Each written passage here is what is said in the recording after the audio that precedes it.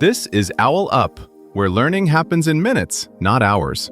For a deeper journey, explore all our courses at owlup.co. Now, let's dive in.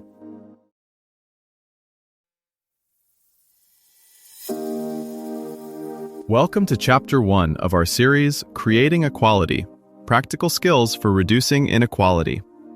In this episode titled, Identifying Inequality in Your Community, we'll explore the key indicators of economic inequality that might be right in front of us. So, grab a cup of coffee and let's dive in. In one U.S. city block, a child's life expectancy can drop almost 20 years by crossing a single street. Same town, same mayor, same weather, totally different futures. Today, we're walking that street together and asking, how unequal is the ground under your own feet? You don't need a PhD or a city budget to start noticing how uneven your community really is. You just need to learn what to look for. Start with things your daily routine already touches: the houses on your commute, the bus stops you pass, the schools you drive by, the grocery options near your home versus across town. Treat your city like a layered map. One layer for income, another for housing quality, another for access to basics like fresh food or safe parks. When those layers stack up in the same places, they reveal pressure points where disadvantage compounds. Two streets can have the same average income on paper, yet differ sharply in eviction notices, asthma rates, or broken sidewalks. That's why we'll move beyond broad labels and practice reading the fine print of where opportunity clusters and where it's been quietly fenced off. Now we'll switch from noticing to actually measuring. Think of your community as a dashboard with many gauges, not just a single average income dial. Some gauges are numbers you can pull from public sites: census income by tract, rent levels, transit access, school funding. Others are lived signals: boarded up shops, crowded bus stops, missing curb ramps, closed clinics. None mean much alone, but patterns emerge when you compare them side by side, block by block.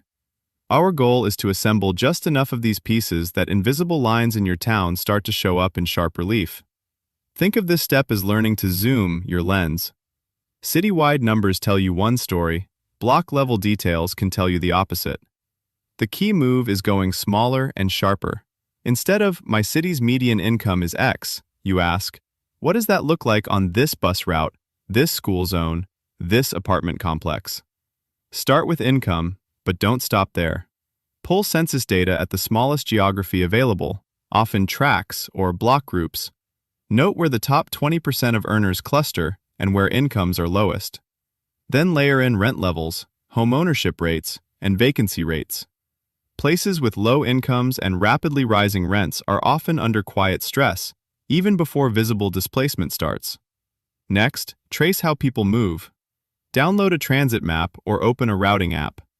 Mark which neighborhoods have frequent buses or trains, and which are transit shadows, where trips take twice as long. Compare that with where jobs, clinics, and colleges are located. A neighborhood can look fine on paper, yet be functionally cut off if every essential destination requires a car most residents don't have. Education offers another sharp lens. Look up per-pupil spending or PTA fundraising by school, not by district. Track which schools have full-time nurses, counselors, art and music, advanced courses. Then look at who those students are by race, language, and disability status. Separate averages for each group. Gaps often widen when you disaggregate. Health indicators work the same way. Instead of citywide asthma or diabetes rates, search for zip code or tract level data. Overlay that with truck routes, industrial zones, and tree cover. You're not proving causation, you're watching for suspicious overlaps that residents may already feel in their bodies. Finally, add what the spreadsheets can't see. Whose complaints about potholes get fixed fastest? Who has neighborhood associations with political pull, where new amenities consistently land? These soft signals of civic power often run parallel to the hard numbers. Like debugging a complex piece of software, the point isn't to stare at one line of code. It's to step through the whole system, noticing where it behaves differently for different users. The more precisely you can say, inequality looks like this, in this place, for these people, the closer you are to changing it. Think about two playgrounds in the same city. In one, the rubber surface is new, swings are unbroken, shade trees are full, and parents relax on benches. In the other, the ground is cracked asphalt, one swing hangs lopsided, there's no shade, and a busy road runs right along the fence. If you only knew the average park quality for the city, you'd miss how differently kids are actually growing up. Or take grocery trips. On one side of town, someone can walk 5 minutes to a store with fresh produce and affordable basics. Across town, a neighbor takes 2 buses to reach a supermarket, so they rely on a corner shop with mostly packaged food. Their food budgets might be similar on paper, their real choices are not. You can also compare how long it takes different residents to handle the same errand, picking up a prescription, reaching a job center, or finding a safe place to exercise. Those time costs quietly stack, revealing whose daily life runs on easy mode and whose feels like a constant uphill climb. A new twist is coming. As cities adopt real-time equity dashboards, your neighborhood's numbers may start influencing everything from insurance rates to which companies move in. That can attract investment or quietly justify neglect. Your challenge this week: note every place where you must opt in to be counted: a survey, app, meeting, form. Ask, who's missing here, and what decisions might be made without their data or voice? Now, try swapping lenses with someone whose routine you rarely see: a night shift worker, a wheelchair user, a teenager without a car. Walk or map their likely routes. Where do things suddenly get harder?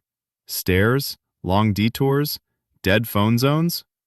Those snags are clues to where your town still runs on default settings that not everyone can use. Start with this tiny habit. When you pass a school, grocery store, or bus stop in your neighborhood, pause and ask yourself, who's missing here? And say your answer out loud. Then add one more question. What would make this place feel more fair for them? And say just one concrete change, like a ramp, translation in Spanish, or later bus hours. If you're walking with someone, simply ask them those 2 questions too, and listen to their answer before you keep going. This was OwlUp, your daily step forward. To keep learning with structured courses and more insights, go to owlup.co. Until tomorrow!